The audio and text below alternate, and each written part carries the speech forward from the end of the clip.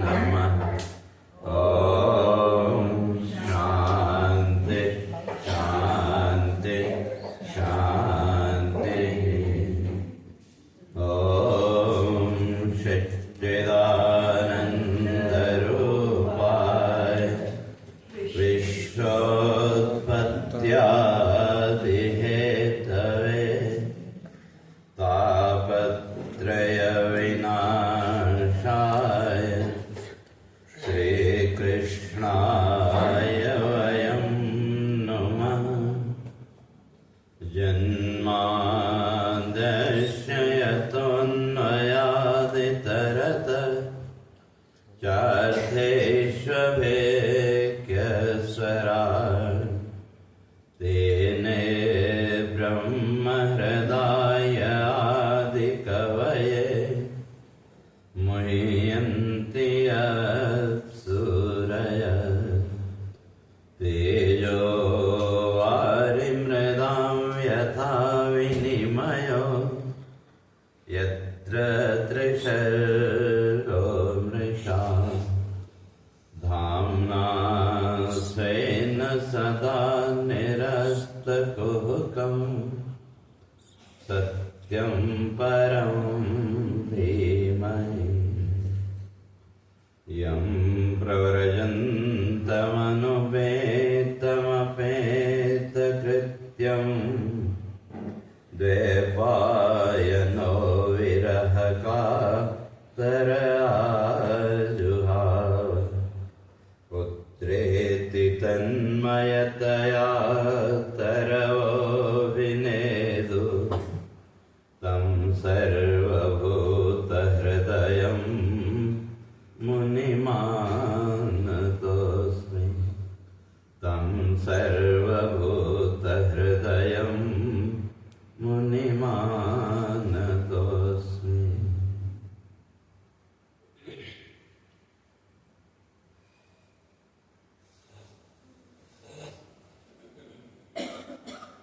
श्री सच्चिदानंद भगवान की जय।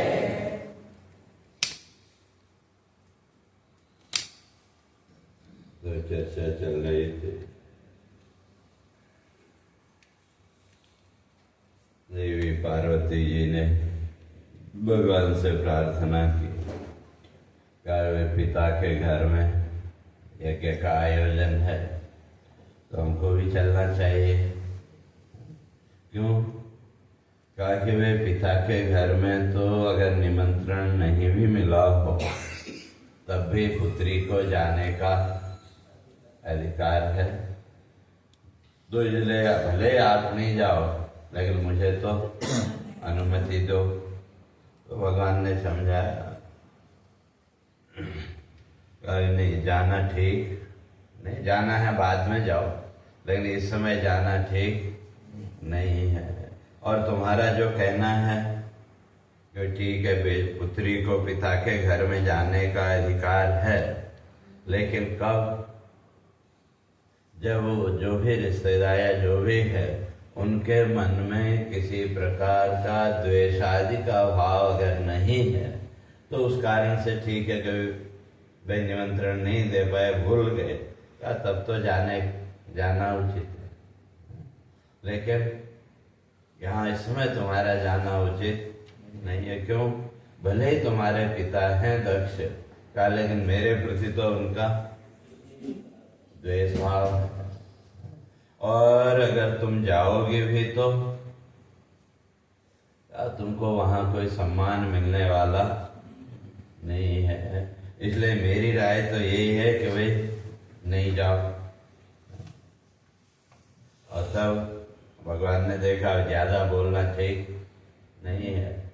क्यों? अगर मैं ज्यादा आग्रह करूंगा या रोकूंगा तो इसलिए देखो वह विध मृत्यु। भगवान ने देखा कि अब दोनों तरफ मृत्यु है। अगर ये पिता के यज्ञ में गई तो वहां भी मृत्यु का योग है, और अगर यहाँ रही तो तब भी उस वियोग में क्यों, जब वो आवेश मन में आएगा तो उस आवेश में व्यक्ति फिर कुछ भी कर सकता है।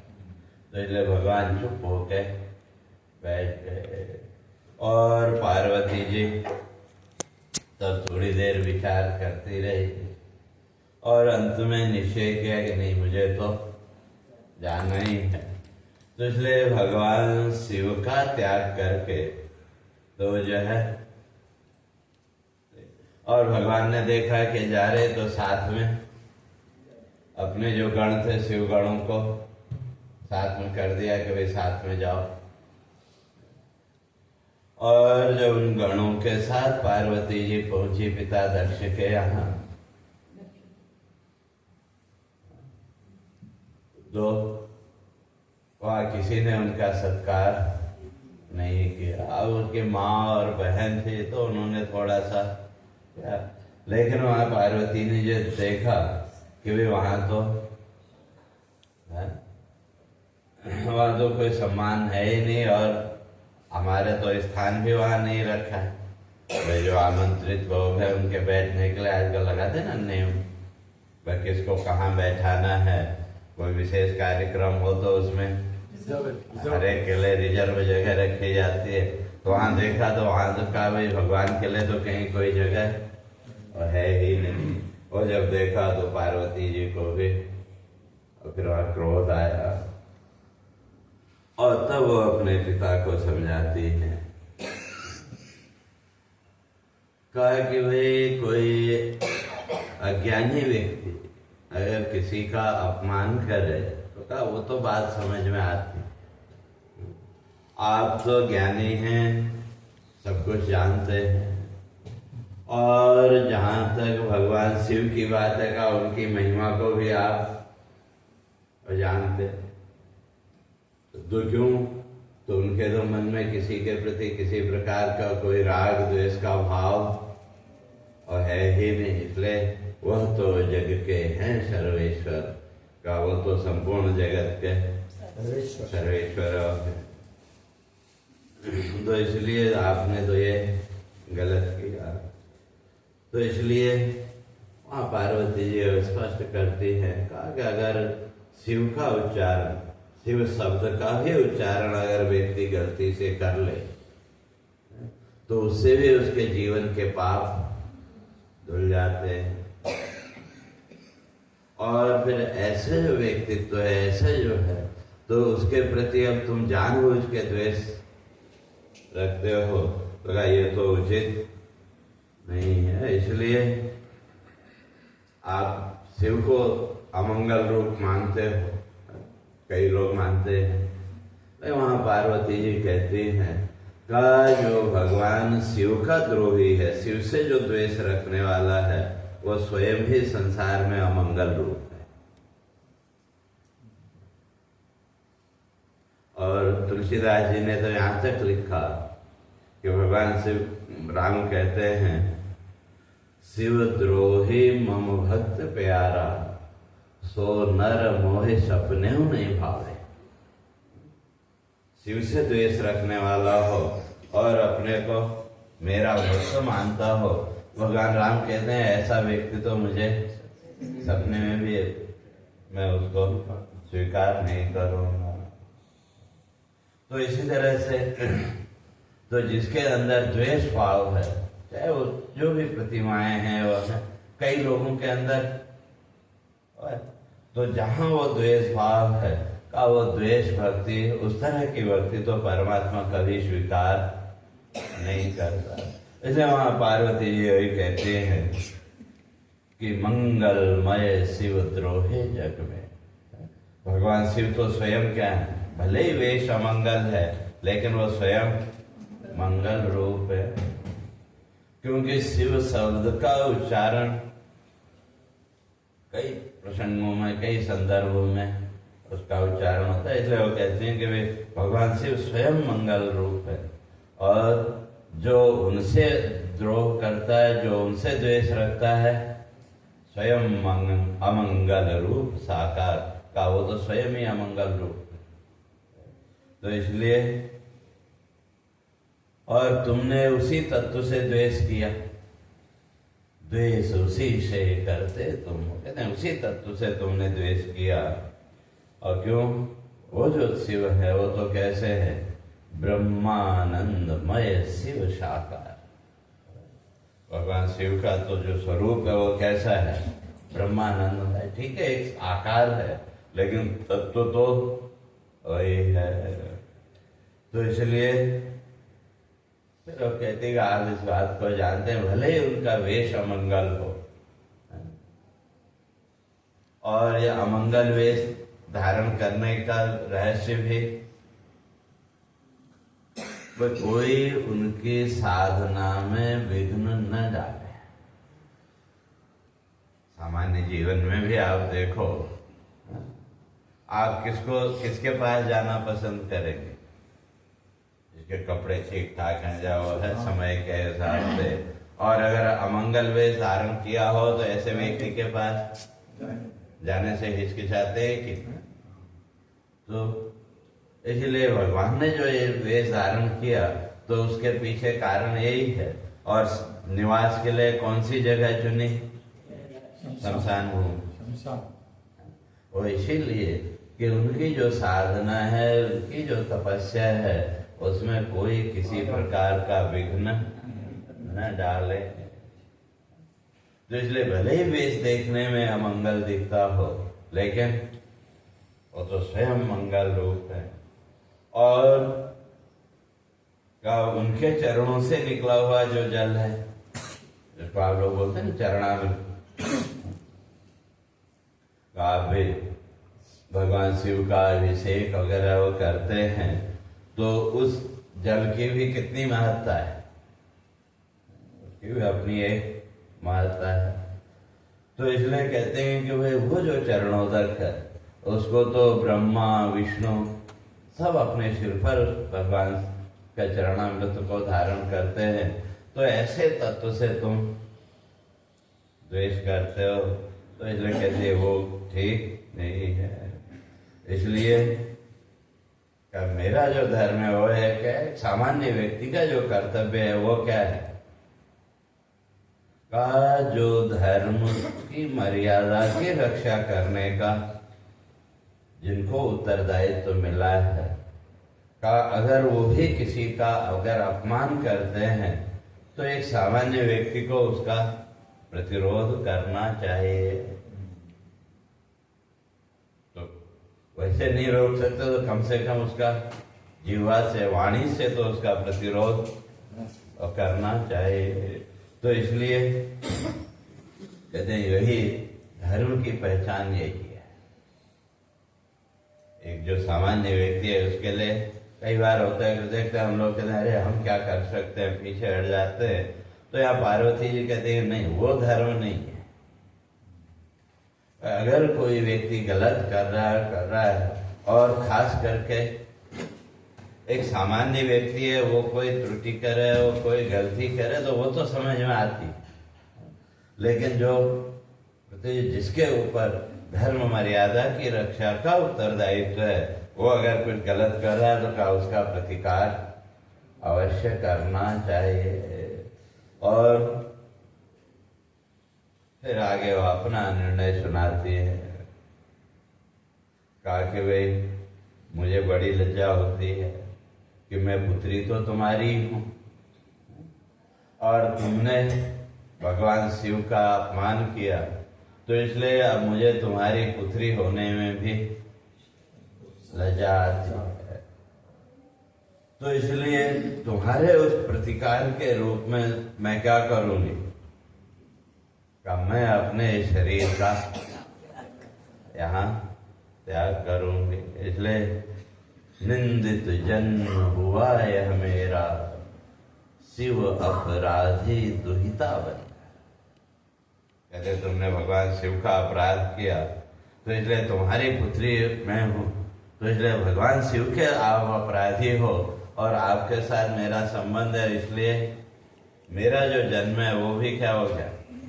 वो भी निंदित जन्म हुआ। तो इसलिए अब उसका जो प्रतिकार है तो क्या है? तो कहा त्यागूंगी यह देह कलेवर, का मैं अब इस शरीर को यहीं त्याग करूंगा। इस तरह से अपना निर्णय पार्वती जी ने सुनाया। और तब योग मार्ग के द्वारा वहीं पर बैठ करके अग्नि प्रकट की, योग अग्नि, और उस योग अग्नि में अपने शरीर को भस्म किया। और उधर जब जो गणों को भगवान ने साथ में भेजा था, पहले तो उनको समझ में बात नहीं आई कि भाई क्या हो रहा है लेकिन जब देखा सती जी ने अपने शरीर को भस्म कर लिया तो वो जो तो बड़े क्रोधित हो गए। तो वहां जो है तो अब तो वो जो भगवान के जो गण थे तो उन्होंने वहां यज्ञ नाश करना शुरू कर दिया।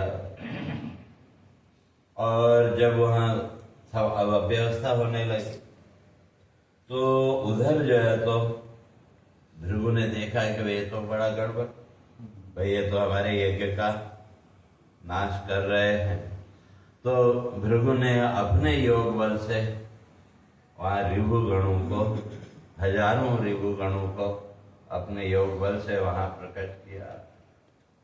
अब भगवान के गण और भृगु ने जिन गणों को प्रकट किया था अपने योग बल से, अब उन दोनों में युद्ध होने लगा। तो अब वो जो हवन के लिए जो वेदियां बनाई हुई थी वहां, तो अब हथियार कहाँ से लाए? तो वहां जो लकड़ियां पड़ी थी सबने वही लकड़ियां उठाई और एक दूसरे पर युद्ध होने लगा। और उधर तो जो भगवान के जो गण थे वो महर्षि भृगु के गणों से वो पराजित हो गए। पराजित हो गए तो भागे भागे पहुंचे कैलाश, और वहां जाकर के सारा वृतांत भगवान को बताया। जब भगवान को सारा वृतांत बताया तो भगवान ने आवेश में अपनी जटा से एक बाल पकड़ के खींचा और उसको पृथ्वी पर जोर से पटका, तो उससे वीरभद्र का जन्म हुआ था। वीरभद्र वहां प्रकट हुआ। और जब वो वीरभद्र प्रकट हुआ तो कैसे कहते हैं, सहस्र बाहु, हजारों भुजाएं और आंखें ऐसे एकदम लाल तपते हुए स्वर्ण की तरह आंखें। तो भगवान से पूछा, कहा भगवान मेरे लिए क्या आज्ञा है? तो कहा आज्ञा क्या, जाओ दक्ष का यज्ञ नाश करो। और भगवान से आज्ञा पाते ही और जो वीरभद्र है अपने साथ असंख्य गणों को लेकर के वहां से चल पड़ा। और कैसे चला वेग से जो प्रलय प्रभंजन का, जैसे प्रलय की आवाज कई बार आता ना साइक्लोन वगैरह, तो आजकल तो उसकी कितनी स्पीड है, और जितनी ज्यादा स्पीड होगी उतना ही नुकसान। तो उसी तरह से ऐसा कि वे जैसे प्रलय का समय आ गया और वहां राजा दक्ष के वहां यज्ञ चल रहा था, अभी अपने निश्चिंत होकर यज्ञ कर रहे थे। इतने में देखा चारों तरफ से हवा का बवंडर शुरू हो गया। अब वो जब बवंडर देखा तो जो भी वहां ब्राह्मण वगैरह बैठे थे तो सोचने लगे, भाई ये कहां से अचानक हो गया? भाई अभी तो मौसम ठीक था, भाई एकदम से फिर ये आंधी तूफान कहां से आ गया? तो तब वही जो ब्राह्मण लोग हैं वो आपस में विचार करते हैं, कहा कि भाई ये दक्ष ने सती का अपमान किया तो उसके द्वारा भगवान शिव क्रोधित हुए, तो ये उन्हीं का क्रोध है, तो इसलिए अपमान सती का किया दक्ष, तो उसी पाप का यह फल है। इसलिए रुद्र कोप की यह छाया, ये तो भगवान का क्रोध ही है।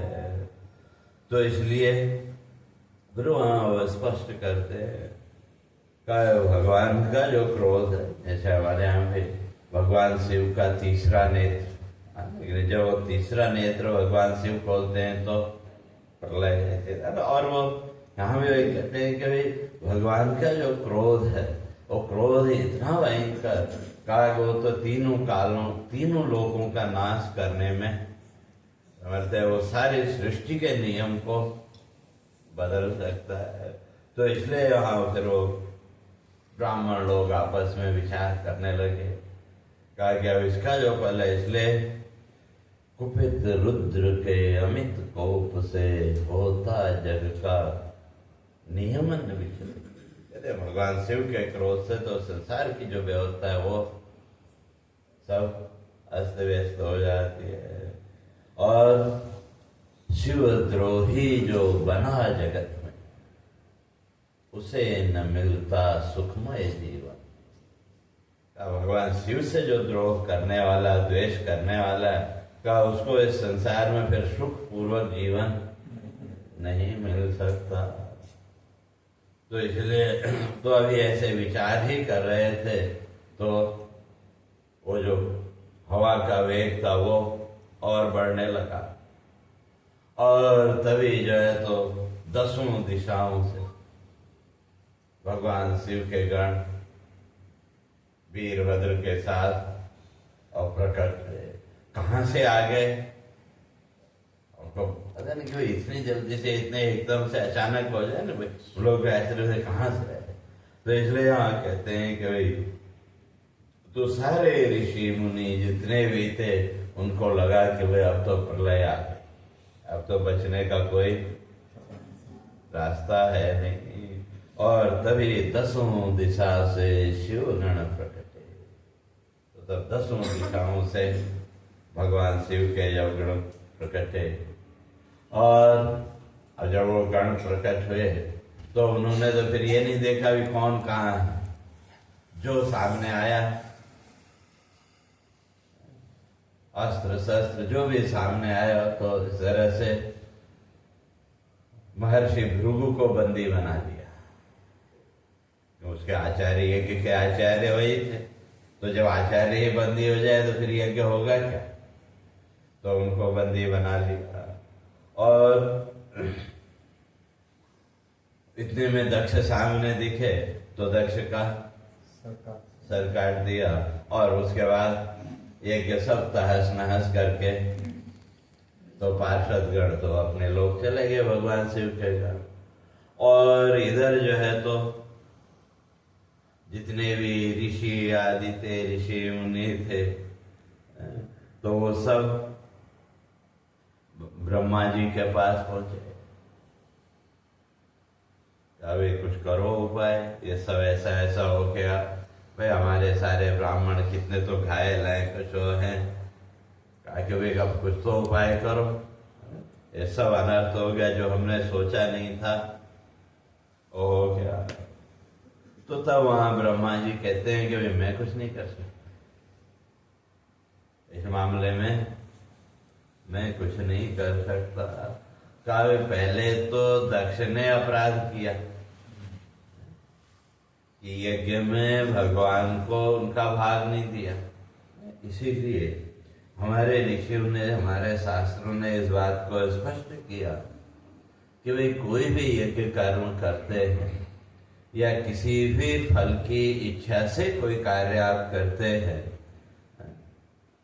तो उसके जितने अधिष्ठात्री देवता हैं सबसे पहले उनका आवाहन और उनका भोग होना चाहिए।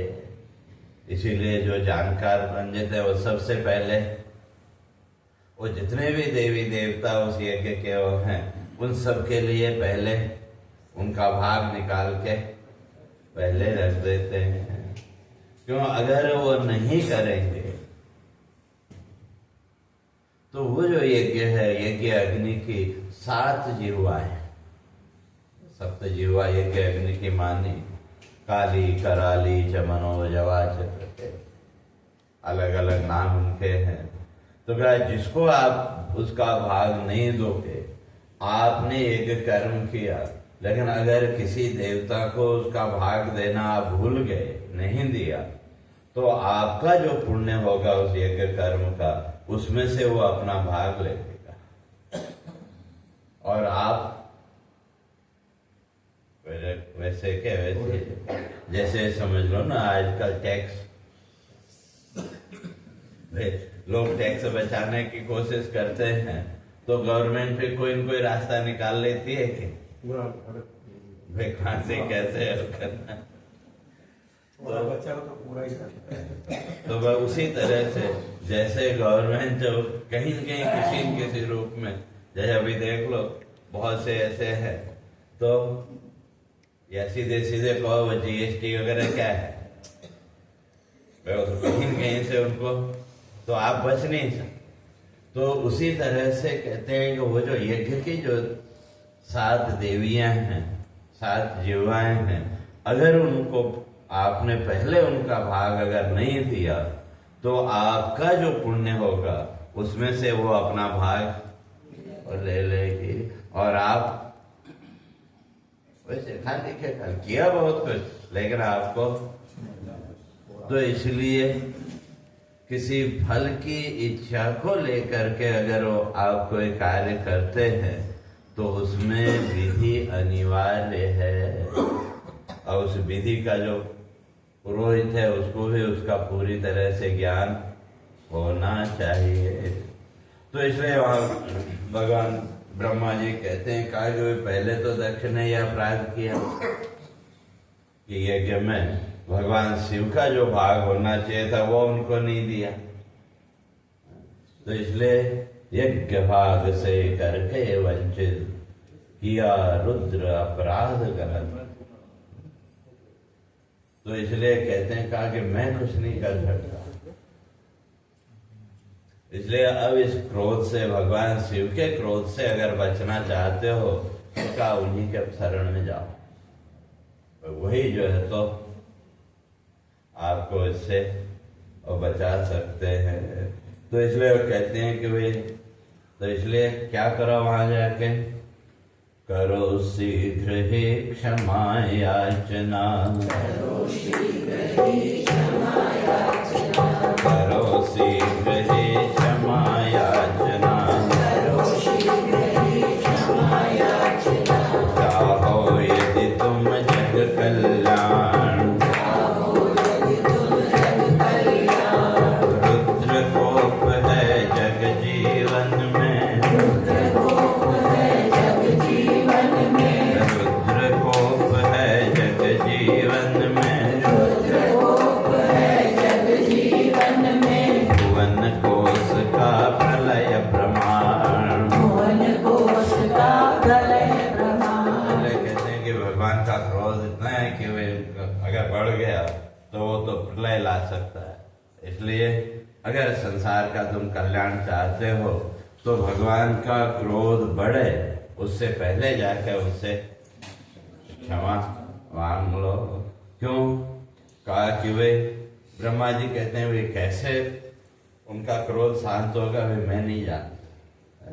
तो इसलिए रुद्र शक्ति को नहीं जानते, रुद्र शक्ति को नहीं जानते, रुद्र शक्ति को नहीं जानते, रुद्र शक्ति को नहीं जानते, इंद्रादिक ऋषि देव महान, इंद्रादिक ऋषि देव महान, कैसे होगा कोप समन अब, कैसे होगा कोप समन अब, कैसे होगा कोप समन अब, कैसे होगा कोप समन अब, नहीं मुझे है इसका ज्ञान, नहीं मुझे है इसका ज्ञान। इस तरह से ब्रह्मा जी ने आगे मैं नहीं जानता उनका क्रोध कैसे शांत होगा, तो इसलिए अब तो वहीं जाना पड़ेगा। और तब सब ऋषियों के साथ, देवगणों के साथ ब्रह्मा जी भी भगवान शिव के धाम कैलाश में पहुंचे। और भगवान तो वहां अपने शांत भाव से बैठे, तो हम लोग के उसमें तो थोड़ा सा रोष है, लेकिन भगवान जो अपने शांत भाव में एकदम बैठे हुए हैं। तो तब ये जब वहाँ सब पहुंचे तो भगवान ने इनका अभिवादन किया, ब्रह्मा जी आदि, तो आपस में एक दूसरे का अभिवादन किया। तो तब वहाँ जो है तो ब्रह्मा जी फिर भगवान से प्रार्थना करते हैं, और ऐसे तो सभी देवताओं ने वहाँ भगवान की वंदना की। तो इसलिए ब्रह्मा जी फिर वहाँ भगवान से प्रार्थना करते हैं, कहा कि वे आप ही इस संसार की रचना करने वाले, और आप ही इस जगत के बीज भी आप ही। कई लोग आजकल उत्तर करते हैं ना कि पहले वृक्ष या पहले बीज, तो उसका उत्तर भगवान ने गीता में भी दिया, बीजो हम सर्वभूतानां।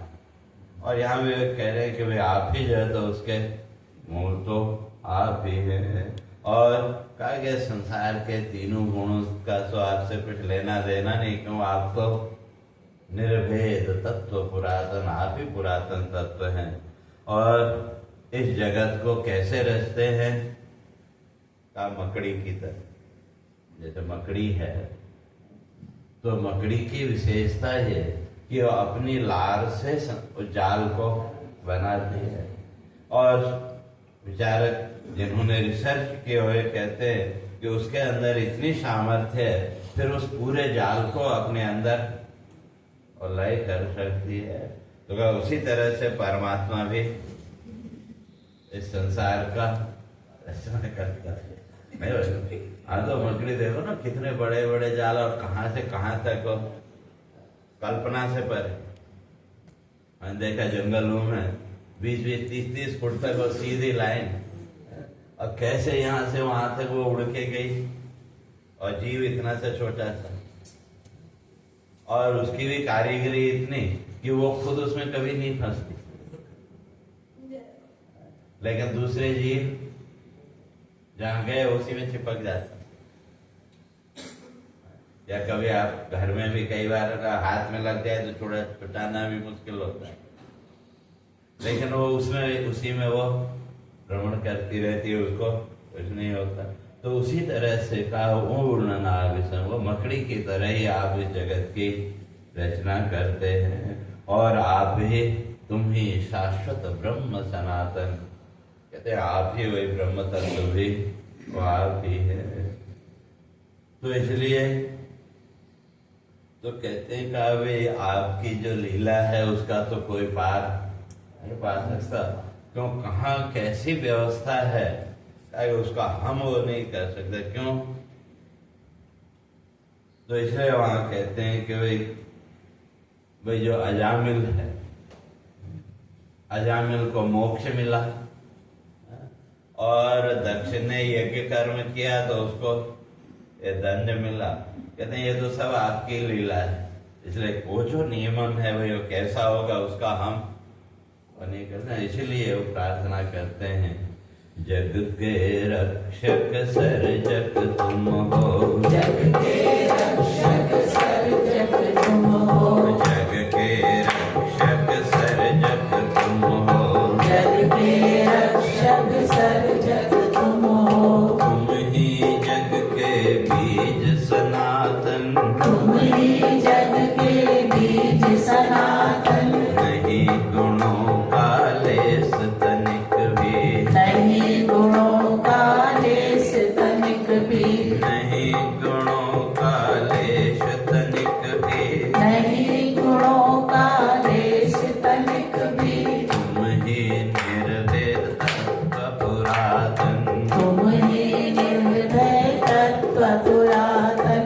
पूर्ण नाभिषम जग को रचते, पूर्णनाभ से जग को रचते, तुम ही शाश्वत ब्रह्म सनातन। तुम ही शाश्वत ब्रह्म सनातन। इसलिए कहते हैं आप ही सब कुछ है।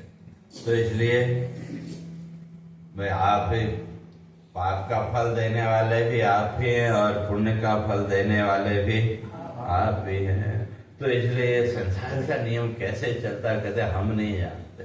क्यों, कहीं असंगत फल है दिखता, कहीं असंगत फल है दिखता, कहीं असंगत फल है दिखता, कहीं असंगत फल है दिखता, ऐसे विचलित होता नियमन, कैसे विचलित होता नियमन, पुण्य कर्म फल नरक दक्ष को, पुण्य कर्म फल नरक दक्ष को, पुण्य कर्म फल नरक दक्ष को, पुण्य कर्म फल नरक दक्ष को, नीच अजामिल उत्तम जीवन, नीच अजामिल उत्तम जीवन, जो है करते सर्व समर्पण, जो है करते सर्व समर्पण, जो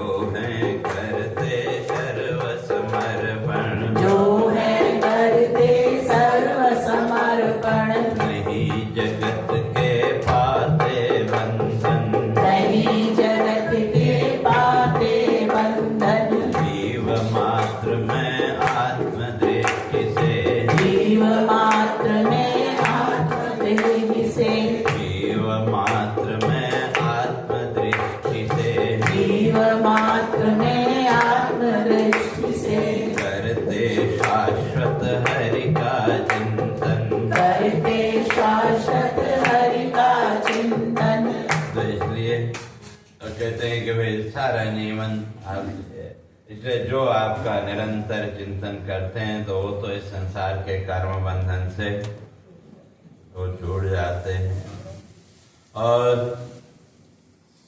जिनके जीवन में भेद बुद्धि है, तो जो भेद बुद्धि है तो का वो तो भेद को ही देखें। भेद बुद्धि का अर्थ यहाँ कि वे दोष बुद्धि, जिसकी बुद्धि दोष बुद्धि है तो वो दोष को देखे। या यूं कह लें कि हम लोगों का भी अगर देखें तो हम लोगों की जो दृष्टि है वो कैसी है, दोष दृष्टि।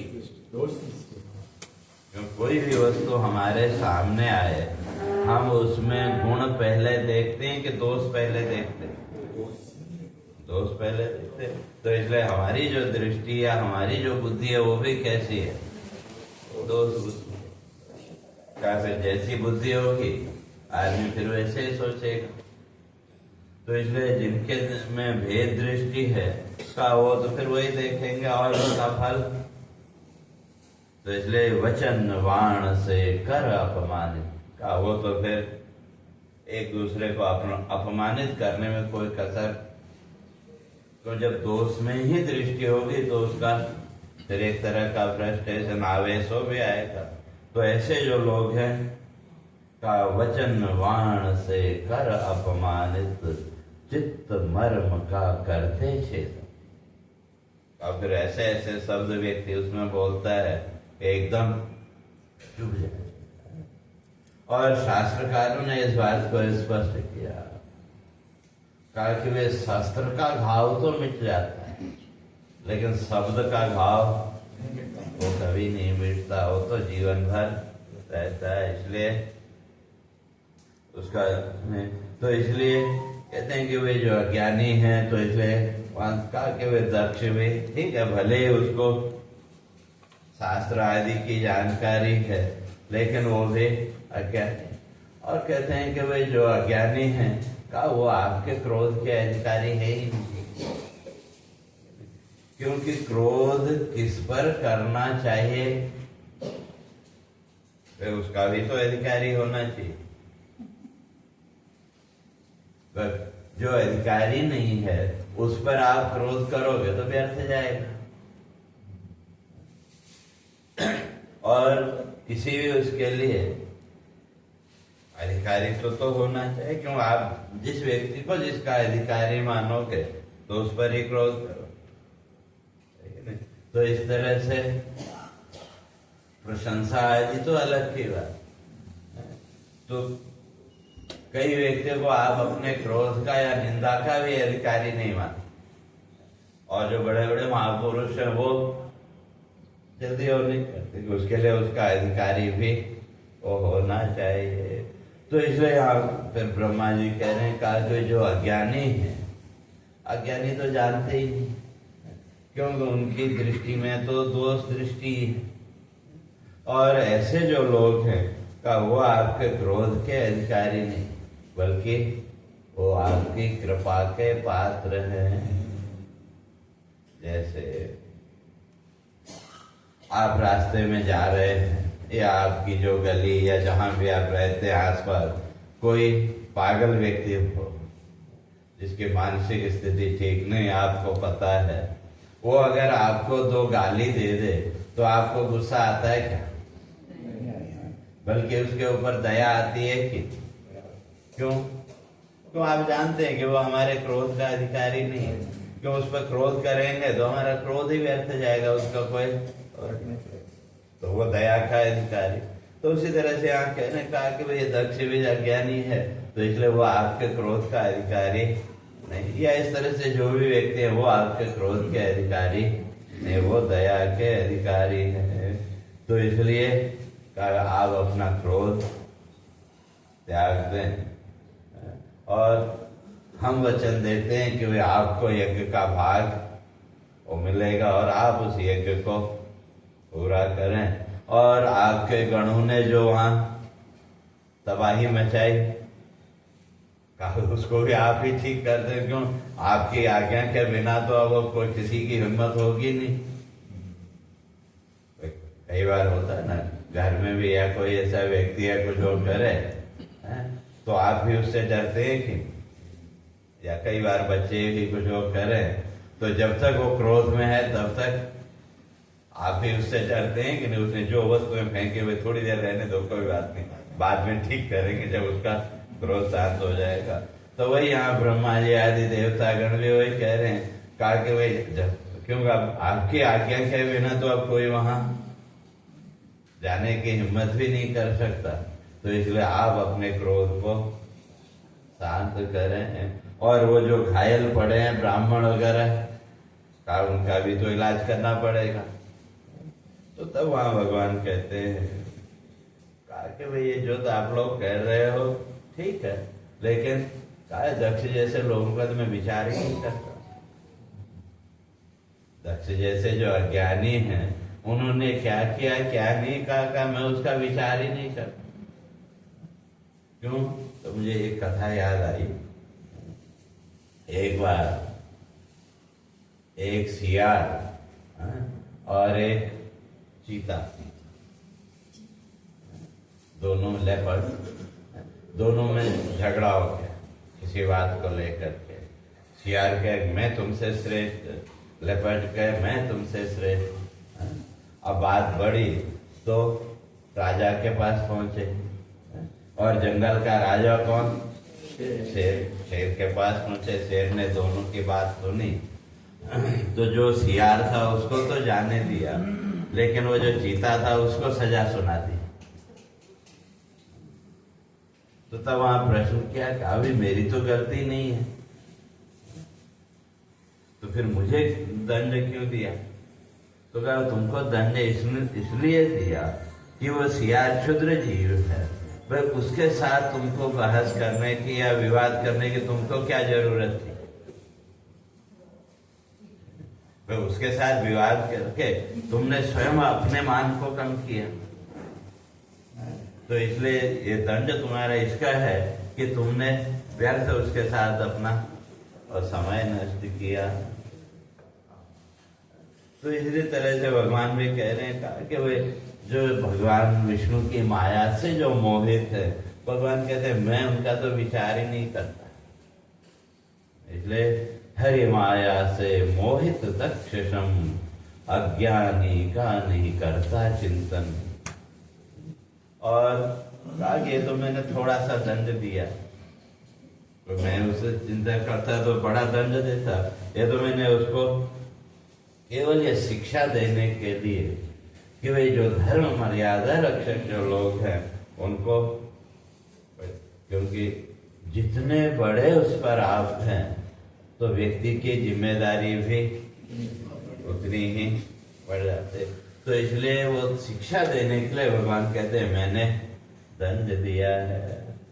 तो इसलिए ठीक है, पहले नंदीश्वर ने श्राप दे दिया था कि बकरे का मुख लग जाएगा, तो कहते हैं अब वो सिर तो नष्ट हो चुका। जो वहां धमा चौकड़ी चल रही थी का उसमें जिस सिर को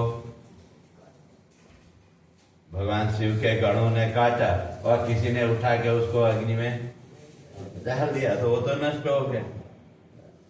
तो अब उसकी जगह आके वे पशु का सिर लग जाएगा। और तब भगवान का ये आश्वासन सुनकर के सब जय जयकार करने लगे। और भगवान की कृपा से फिर वो जो यज्ञ पशु था, यज्ञ पशु जो वहां बंधा हुआ था, उसका सिर काट करके दक्ष के धड़ पर लगाया और उसको फिर से जीवन दिया। तो फिर से जो है तो दक्ष का यज्ञ आरंभ हुआ। और तब वहां फिर जो दक्ष प्रजापति है वो भगवान की स्तुति करता है।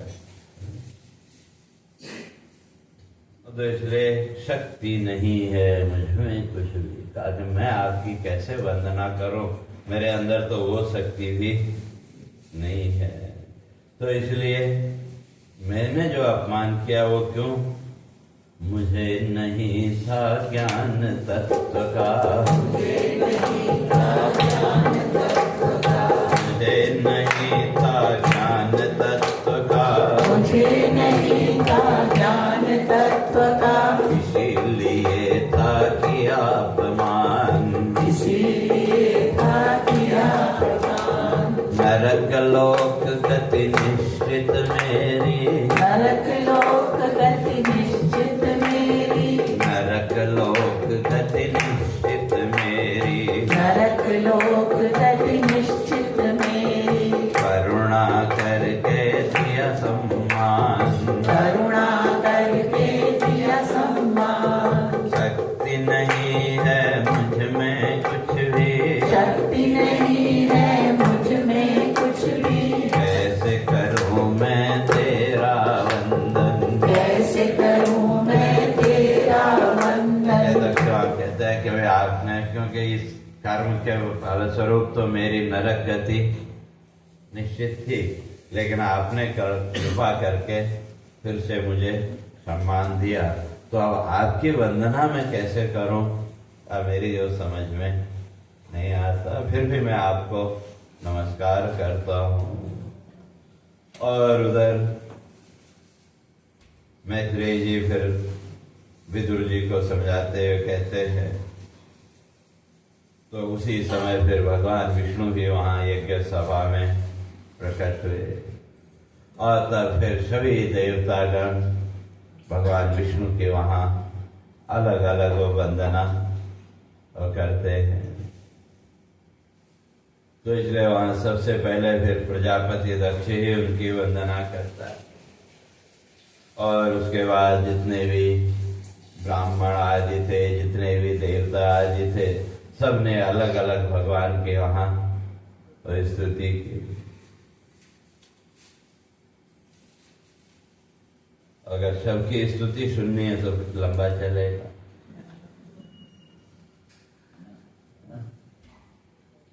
और उधर तो सब अपने अपने हिसाब से भगवान की वहां वंदना करने लगे।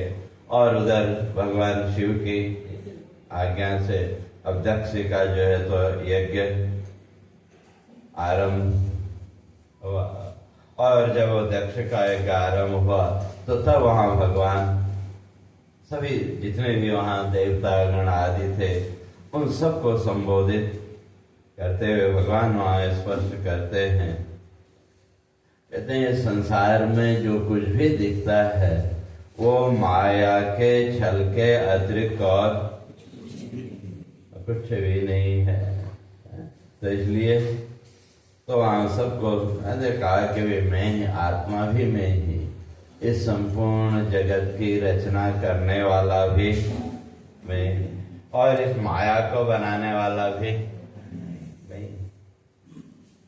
और जिसको आप निर्गुण तत्व समझते हैं का वो भी मैं ही, और जगत के रूप में भी मुझसे अतिरिक्त और इसलिए मैं ही आत्मा ईश्वर साक्षी, मैं ही आत्मा ईश्वर साक्षी, मैं ही आत्मा ईश्वर साक्षी, मैं ही आत्मा ईश्वर साक्षी, मैं ही सर्जक माया बल का, मैं ही सर्जक माया बल का। और निर्गुण तत्व भी कहते हैं वो भी नहीं, और मैं ही रचता जग का जीवन, ये जगत की रचना करने वाला भी मैं ही हूँ।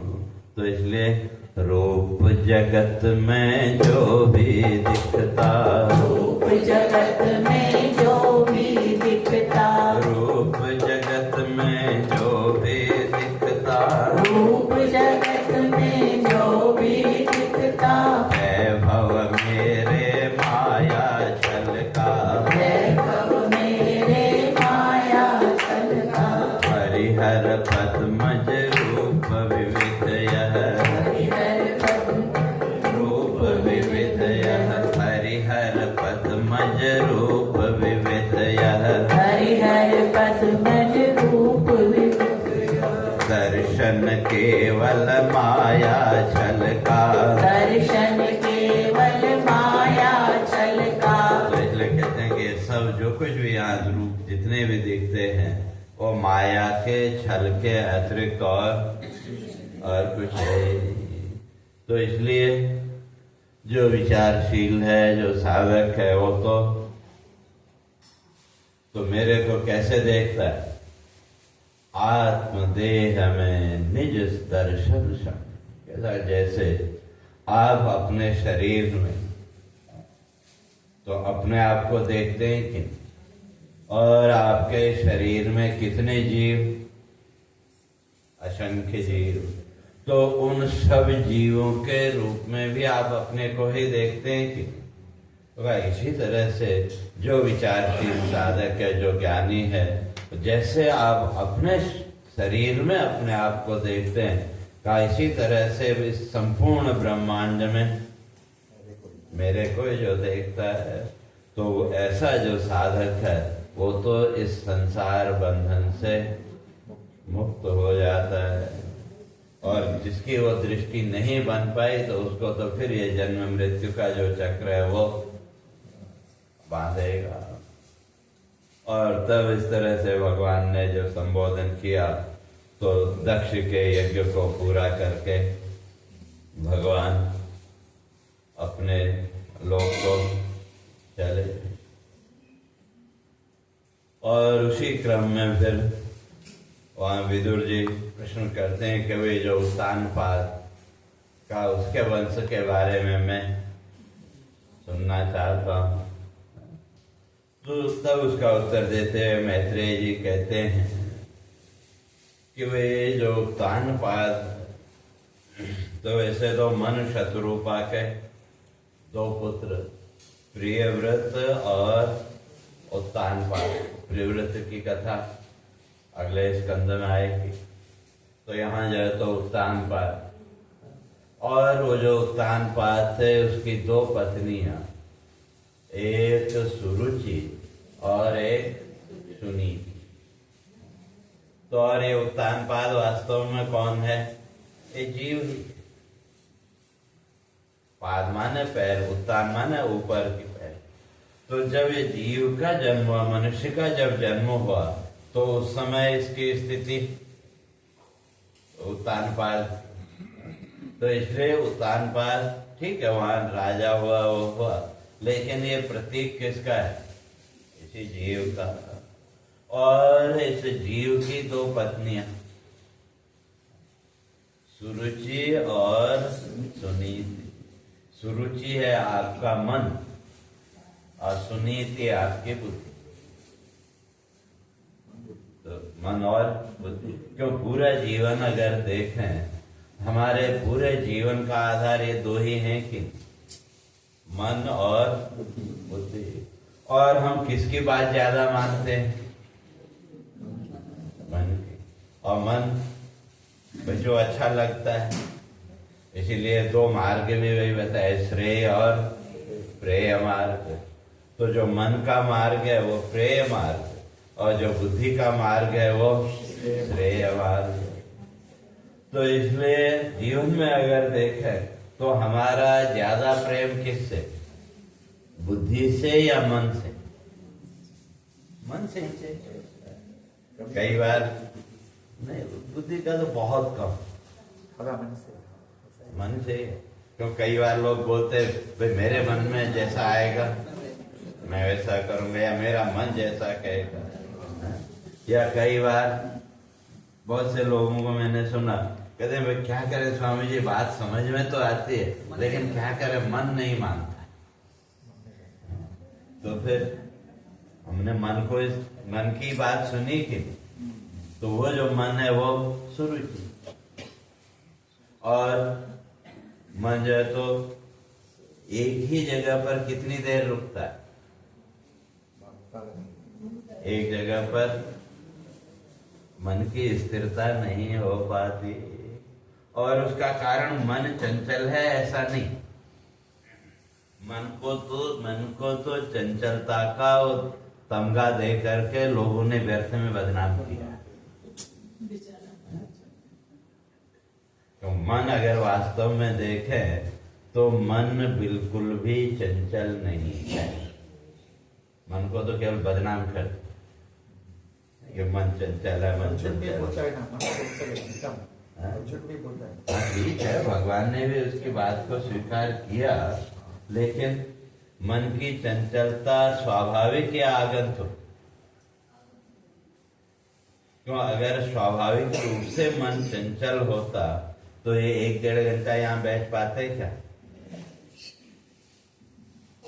तो इतनी देर उनको मन शांत रहा कि, तो मन का अपना जो स्वभाव है वो एकदम शांत है।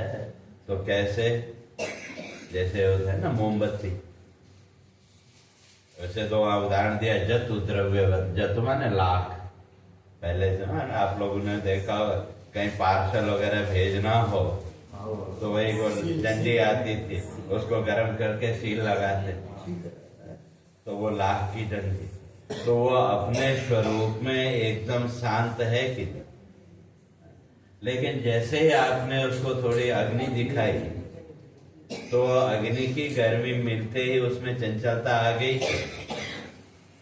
तो उसी तरह से आपका मन भी अपने स्वरूप में शांत है, लेकिन जैसे जैसे इसको संसार के विषयों की गर्मी मिलती गई वैसे वैसे ये चंचल होता गया। सुबह से लेकर के शाम तक चंचलता। तो बस मन को तो हम लोगों ने मुफ्त में ही बदनाम किया। तो लेकिन बात उसी की मानते हैं, और बुद्धि जो कहती है तो उसको कितना मानते हैं? थोड़ा भी नहीं मानते। नहीं, ये तो विवेक थोड़ा जागृत हुआ तो इधर आए, लेकिन सामान्यतया अगर देखें तो सब कुछ होने पर भी प्रेम किससे है? मन की वृत्तियों से है। तो इसलिए यहाँ भी वो कहते हैं कि जो उत्तानपाद जो जीव है वह इसकी 2 पत्नियां, एक सुरुचि और सुनीति। सुनीति माने बुद्धि, क्योंकि जो बुद्धि है, नीति माने लॉजिक। बुद्धि जो कुछ भी आपको बताएगी वो लॉजिक के साथ, तर्क के साथ, और मन के अपने तर्क है। गुरुजी, मन का स्वरूप क्या है? मन का स्वरूप शांत है। मन अपने आप में एकदम शांत है। जैसे उसका अनुभव भी है, ऐसा नहीं का अनुभव नहीं है। सुबह जब आपकी आंख खुली उस समय आपको अपने मन की शांत स्थिति का अनुभव होता है कि, और फिर जैसे जैसे संसार के पदार्थों के साथ जुड़ते गए आपका मन अशांत तो होता गया कि, और उस अशांति को सहन करने की भी एक लिमिट है। और जब वो लिमिट क्रॉस होने लगी तो फिर आप क्या कहते हैं? भाई थोड़ी देर रिलैक्स होना। तो रिलैक्स का अर्थ क्या है? या रिलैक्स के लिए आपने क्या किया? दरवाजा बंद करके आप अपने रूम में गए, लेट गए या वो कुछ किया, तो उस समय मन में जितने भी विचार थे, जिन संसार के दृश्यों के साथ, जिस संसार के साथ आपने मन को जोड़ रखा था, उससे उसको बाहर निकाला कि नहीं? और जितना उससे आपने उसको बाहर निकाला तो आपको एक रिलैक्स, एक शांति का अनुभव हुआ कि नहीं? तो इसलिए मन को अशांत तो किया हमने, लेकिन सारा दोष उस पर डाल दिया। भाई इस संसार के साथ मन को जोड़ना कि नहीं जोड़ना, वो तो हमारे हाथ में है कि नहीं? वो तो हमारे हाथ में है। लेकिन धीरे धीरे क्या हुआ? भाई मन को जोड़ते गए तो अब वो हमारे कंट्रोल से बाहर हो गया। तो आप चाह करके भी उसको वापस नहीं ला पाते, लेकिन धीरे धीरे उसको नियंत्रित। तो इसलिए कहते हैं कि भाई तो अब वो जो है, तो दोनों जो तो उत्तानपाद की दो पत्नियां सुरुचि और सुनीति, और सुरुचि के से जो पुत्र उसका नाम उत्तम, और सुनीति से जो पुत्र पैदा हुआ उसका नाम ध्रुव। ध्रुव माने निश्चितता। क्यों? बुद्धि का काम क्या है? निर्णय करना। और मन का काम क्या है? ये भी अच्छा, ये भी अच्छा, ये भी अच्छा, वो खोज। मन को हर बार नई वस्तु चाहिए कि हर बार कुछ न कुछ नयापन मन को चाहिए। और जो बुद्धि है उसमें निश्चिंतता, एक दृढ़ता उसके अंदर। तो इसीलिए कहा कि भाई अगर उस सुरुचि के साथ अगर हम गए तो वहां भाई वो उत्तम खोजने में, जैसे आजकल जो है ना बच्चे कई रिश्ते की बात हो तो क्या ढूंढते हैं? बेस्ट होना चाहिए, 100%। और वो 100% तो कभी नहीं मिल सकता।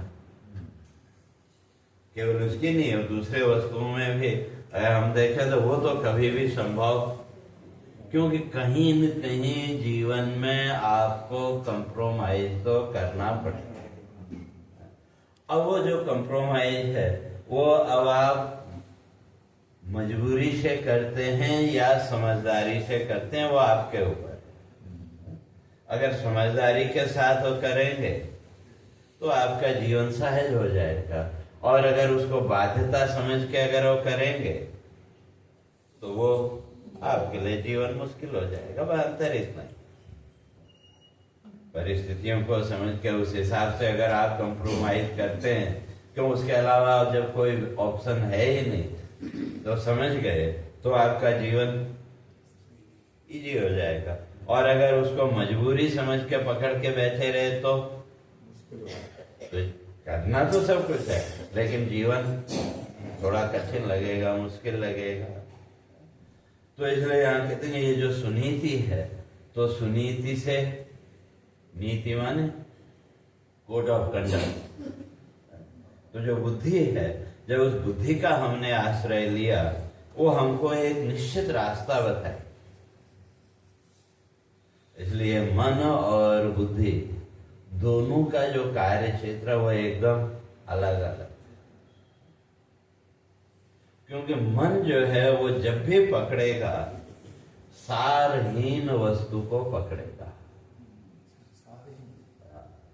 और बुद्धि जब भी पकड़ेगी और सार तत्व को पकड़ेगी। दोनों में अंतर है। जैसे आप कहीं रास्ते में जा रहे हो, कहीं जा रहे हो तो बड़ा सुंदर दृश्य आपको दिखा, तो आपका मन उस दृश्य में अटक जाता है कि नहीं? वो जो भी दृश्य है, उसका जो भी सौंदर्य है, तो उसके बाहरी रूप में आपका मन अटक गया कि नहीं? फिर दोबारा आप उस रास्ते से निकले, वो पुरानी आपको स्मृति है, तो क्या बोलते हैं? अरे पिछली बार तो इतना अच्छा था, इतना ये था, तो अभी ये नहीं। तो आपका जो मन है वो उस बाह्य रूप में अटका हुआ है कि? तो ये जितने भी रूप हैं ये सब सार ही। तो इसलिए मन जब भी पकड़ेगा सारहीन वस्तु को पकड़ेगा, और बुद्धि जब भी पकड़ेगी उसमें जो सार तत्व है वो उसको पकड़ेगा। लेकिन अब प्रश्न यह है कि हमने जीवन में प्रधानता किसको दी, या सीधे सीधे कहें तो हमने अपना लीडर किसको बनाया, मन को या बुद्धि को? अगर मन को हमने अपना लीडर बनाया तो बुद्धि को उसके पीछे चलना पड़ेगा, और अगर बुद्धि को अपना लीडर बनाया तो मन उसके पीछे चलेगा। लीडर तो एक ही हो सकता है। तो इसलिए यहाँ वो कहते हैं, इसलिए तो ये सामान्य वक्त है। तो इसलिए वो जो राजा है उसका सुरुचि से प्रेम ज्यादा था, लेकिन सुनीति को वो कोई ज्यादा महत्व नहीं देता था। और एक दिन राजमहल में वो उत्तम और ध्रुव दोनों खेल रहे थे, तो राजा ने सुरुचि के पुत्र को गोद में, तो अब जो ध्रुव था उसकी भी इच्छा हुई कि मैं भी पिता की गोद में बैठूं, लेकिन पिता के अंदर तो कोई ऐसा वो नहीं था भेदभाव, लेकिन बगल में बैठी हुई थी सुरुचि। तो जैसे वो जाने लगा तो उसको वो डांट दिया। तो इसलिए तो उसको डांट दिए क्या, दुर्लभ विषय कामना कर, ताकि तू इस योग्य नहीं, इसलिए क्या चाहता है, दुर्लभ विषय कामना करता, तुझे नहीं है इसका ज्ञान। ताकि राजा के गोद में बैठने का तुझे अधिकार नहीं है।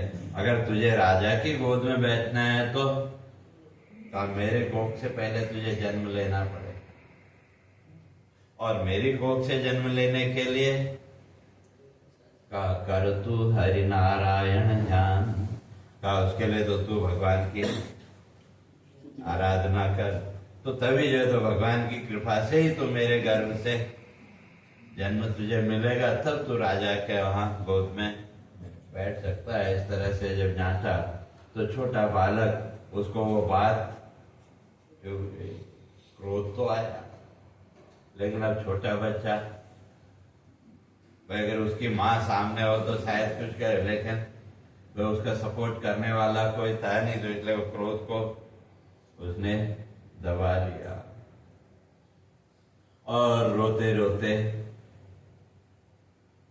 अपनी माँ के पास पहुंचा, सारी घटना बताई। तो तब सुनी थी जो है तो उसको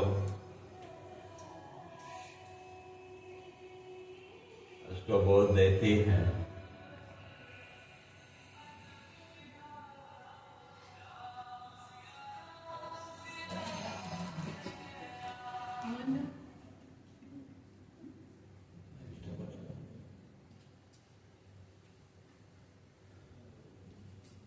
तो इसलिए सुनी थी जो है तो ध्रुव को सांत्वना देती है, ताकि तुम इस पर ध्यान मत करो।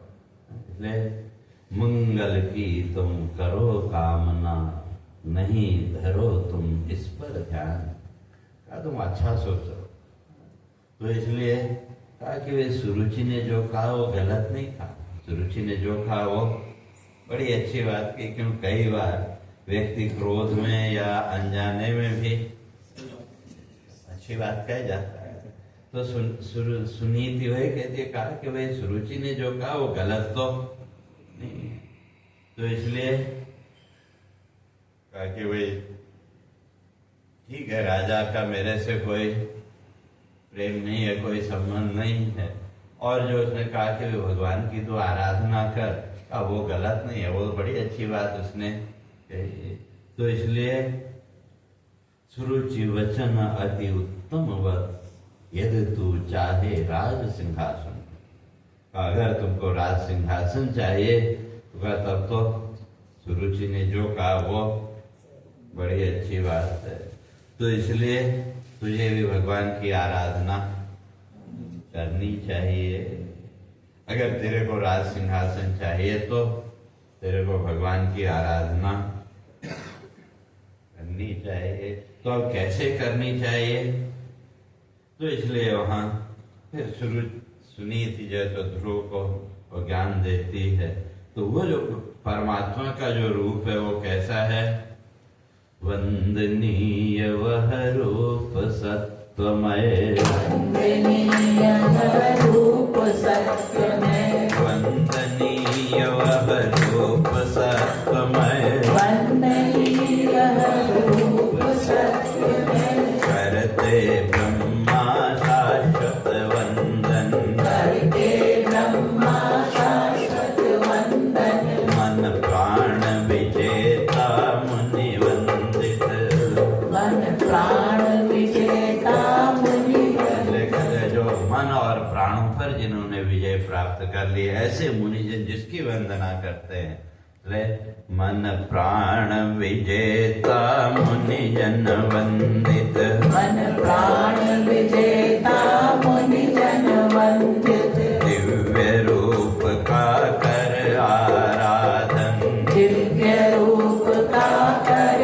आराधन, मोक्ष कामना पूर्ण करता, मोक्ष कामना पूर्ण करता, लौकिक अलौकिक फल प्रदाता, लौकिक लौकिक फल प्रदाता, शाश्वत हरि के चिंतन से है, शाश्वत हरि के चिंतन से है, शाश्वत हरि के चिंतन से है, शाश्वत हरि के चिंतन से है, जन्म मृत्यु का बंधन मिटता, जन्म मृत्यु का बंधन मिटता, अंतर पीड़ा दूर करे जो, अंतर पीड़ा दूर करे जो, अंतर पीड़ा दूर करे जो,